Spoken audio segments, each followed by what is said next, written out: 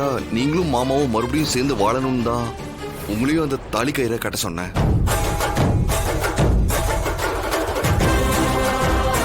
அக்கா, அண்ணி,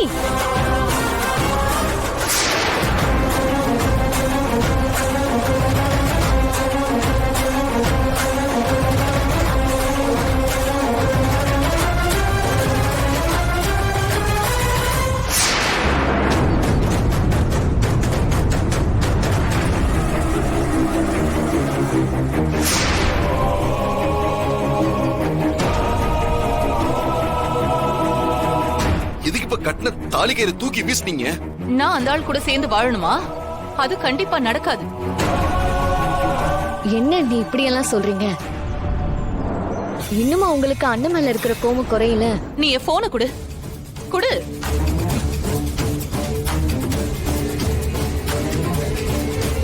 இத கொஞ்சம் பாருங்க.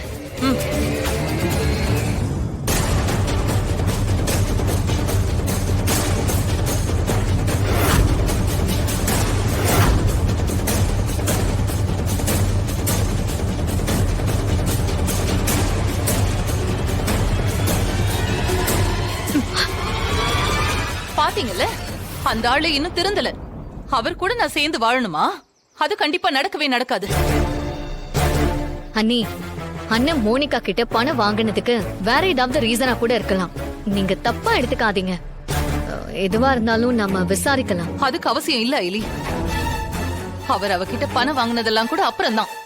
ஆனா எதுக்காக மறுபடியும் அவளை போய் பார்த்தாரு? எனக்கு புரிஞ்சிருச்சு.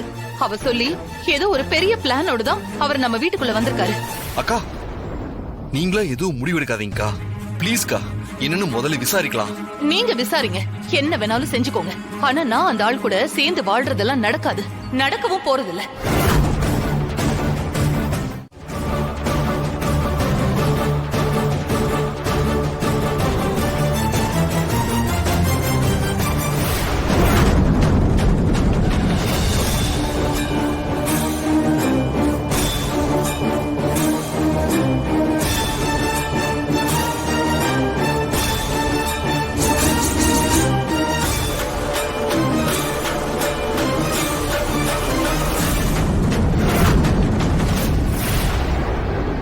அக்கா,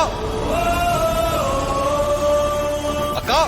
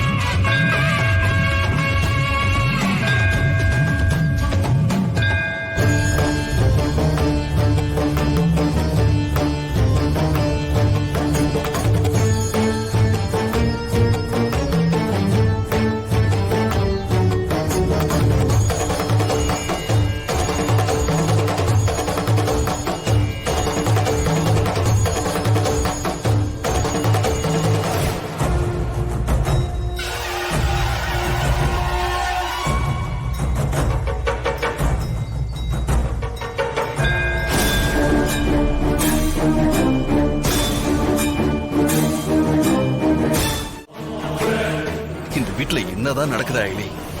வர வர நம்ம பிரச்சனையை மட்டும்தான் பாத்துக்கிட்டு இருக்கோம். ஒரு நாள்ல ஒரு நல்ல விஷயம் நடந்தா 10 கெட்ட விஷயம் நடக்குது.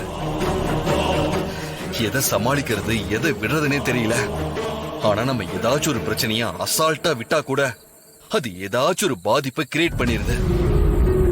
என்ன சிவா, என்னென்னமோ சொல்லிட்டு இருக்கீங்க? எனக்கு ஒண்ணுமே புரியல ஐலி. ஒரே டென்ஷனா தான் இருக்கு.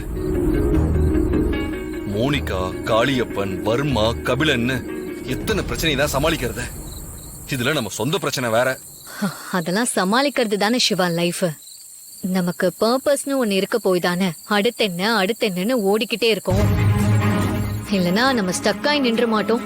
அதெல்லாம் ஓகே ஐலி. நம்ம ஓடுறது எல்லாமே ஏதாச்சும் ஒரு பிரச்சனையை சமாளிக்கிறதுக்காக தான். ஒரு பிரச்சனை முடிஞ்சா அடுத்தடுத்து பிரச்சனைகள் வந்துகிட்டே தானே இருக்கு. அப்ப பிரச்சனையை சமாளிக்கிறது மட்டும்தான் நம்ம பர்பஸா? உங்களுக்குள்ள இருக்கிற எல்லா கேள்வியும் எனக்குள்ளேயும் ஓடிக்கிட்டு தான் இருக்கு. ஆனா நாமளே இப்படி எல்லாத்துக்கும் அப்செட் ஆனா பிரச்சனை எப்படி சால்வ் பண்றது? கொஞ்சம் பொறுமையா யோசிப்போம் சிவா. முதல்ல ஒவ்வொரு பிரச்சனையா சால்வ் பண்ணணும். முதல்ல அந்த மோனிகாவை ஒரு வழி பண்ணணும். அவதான் அன்னைக்கும் அண்ணனுக்கும் நடுவுல சண்டைய மூட்டி விட்டு அவங்கள பிரிக்க பாத்துட்டு இருக்கா. அவளுக்கு அக்கா மேல அப்படி என்னதான் கோவமோ? இப்படி லைஃப் ஃபுல்லா ஒருத்தரை பழி வாங்குறதுக்காகவே வாழ்ந்துகிட்டு இருந்தா அது என்னதான் வாழ்க்கை? அவளை எல்லாம் யாருமே கேட்க மாட்டாங்களா? அவளை கூட நம்ம ஈஸியா சமாளிச்சிடலாம். ஆனா அன்னைக்கு முதல்ல அண்ணன் மேல நம்பிக்கைய வர வைக்கணும். அது இல்லாததுனாலதான் அந்த மோனிகா இப்படி எல்லாம் ஆட்டம் போட்டுட்டு இருக்கா. மாம்ஸ் தான் பாவம். அக்கா இப்படி பேசுவாங்கன்னு யாருமே எதிர்பார்க்கல. இந்நேரம் ஒரு மனசுக்குள்ள என்னெல்லாம் ஓடிட்டு இருக்கோ. இப்ப நம்ம போய் அவருக்கு இப்படிதான் ஆறுதல் சொல்றது.